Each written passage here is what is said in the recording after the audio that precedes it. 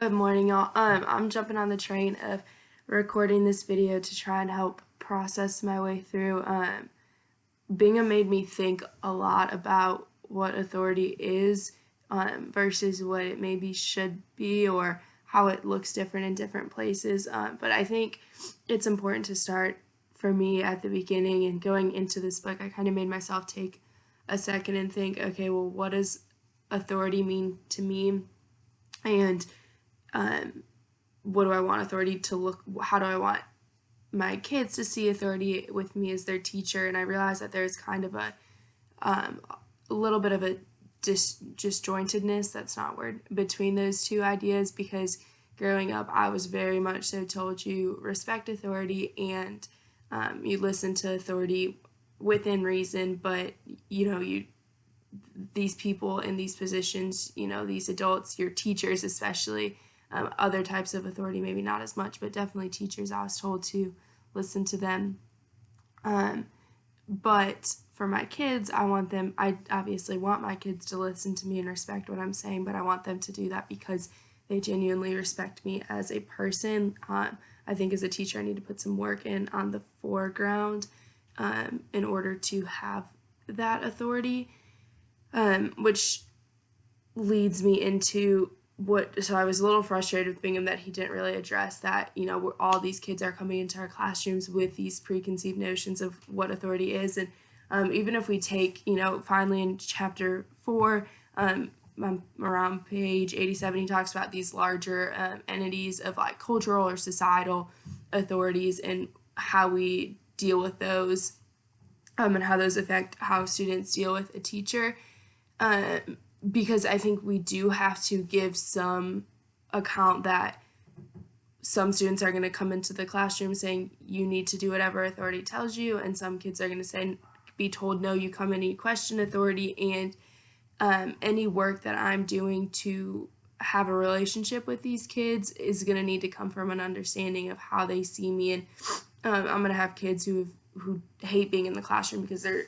dealing with pressures of maybe being told that's not where they're supposed to be. And so in chapter 4, I enjoyed the section where he's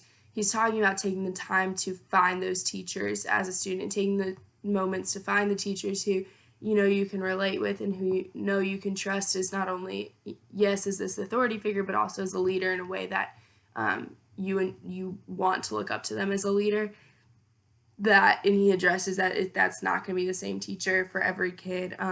which kind of let me think back to, okay, well, which teachers, yes, like I said at the beginning of this video, I was told that I listened to my teachers because they were the authority figure, but I also, reading this chapter, is like, okay, but the teachers who took the time to build a relationship with me and to build an authority that wasn't just because I said so, those were the teachers that I would go to with questions or frustrations. So it kind of helped remind me going into this teaching phase of authority that, yes, I'm going to have this line of authority given to me because of where I'll be standing in the room, but that doesn't mean that I don't need to put work into earning that spot in my kids' lives, because it will pay off. And then on page 20, he talks about how we can either use authority to create freedom or to limit freedom for our students. And this was another point in the text that I enjoyed reading through and want to keep with me. This is when he's talking about Daryl and trying to answer Daryl's question about why he hadn't read the book. And I struggled a little bit here because with Gadamer, I might not be pronouncing that correctly,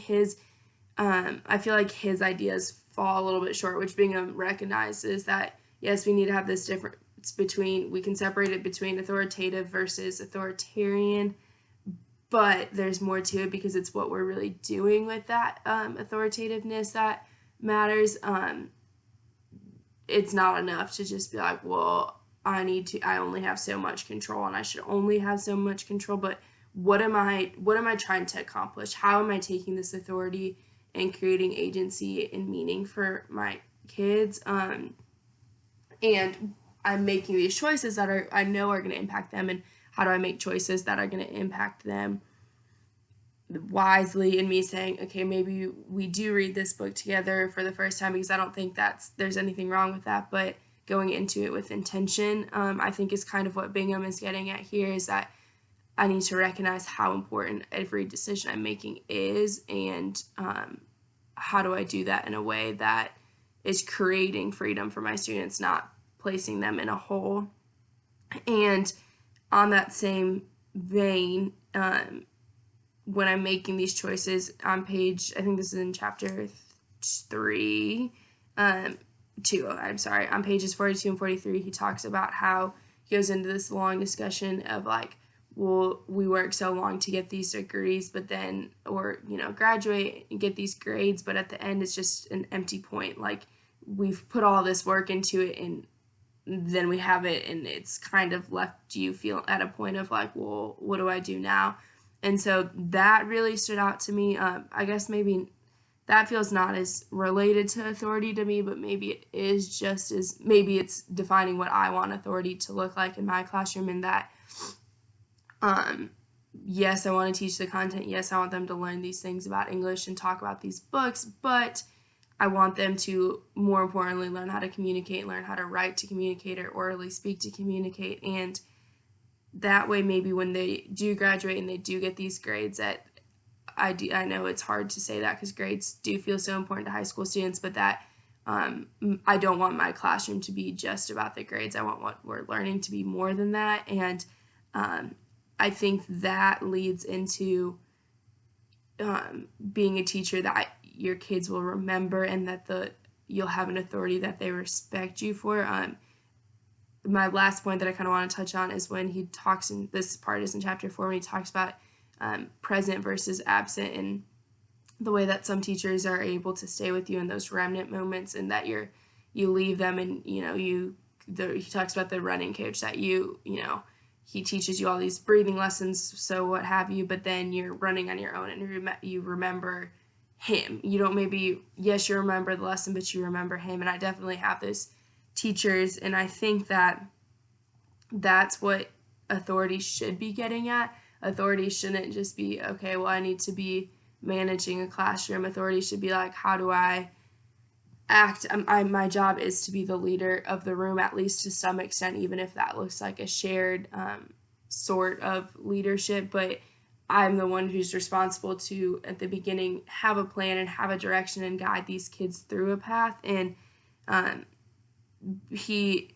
appreciate that he remembers the teachers and recognizes that he's remembering these people in his life because they were genuine to who they were. It wasn't that, oh, they taught a beautiful lesson on this, or this, but I remember them because they were themselves. And I think that is encouraging, to just recognize that I don't need to change myself because for a lot of this book, I was like, well, shoot, like, how am I going to remember to be doing all of those things? But then middle of the reading, I'm like, no, he's just saying that I need to have read this to have all of these different ideas and these different theorist views in mind, and all these different researchers who have studied this kind of combine all of what they're saying. But at some point it boils down to page 85. He says we need to leave this wiggle room for agency. So we need to be doing our thing in the classroom, but then they leave at the end of the day. And what's important is that when they come back, that they've learned and they've gathered this respect for us, that is shaping, not saying they're going to shape into being me, but that they're allowing the time in the classroom to be a space of learning and growing and shaping into the people that they want to be.